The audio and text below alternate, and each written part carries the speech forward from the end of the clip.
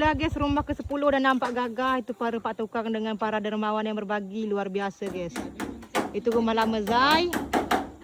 Dan juga bahan-bahan dia lengkap. Ini untuk toilet Zai nanti. Bahan masih banyak, dinding dah aman.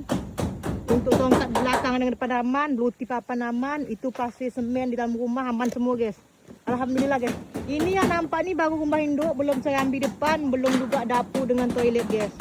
Inilah penampakan rumah ke-10 atau rumah Zai bersama isteri dan anaknya guys. Tusing dah sampai juga. InsyaAllah lengkap. Dan kita masih open sedekah yang nak sedekah untuk beli pelapon, pintu tingkap dan cat guys. Rumah lama dia macam inilah. Tengoklah di konten suami rumah lama dia. Tak sangka guys, kita kan rumah ke-8 rumah Bapak Parojai, rumah ke-9 kan rumah Mak Ison.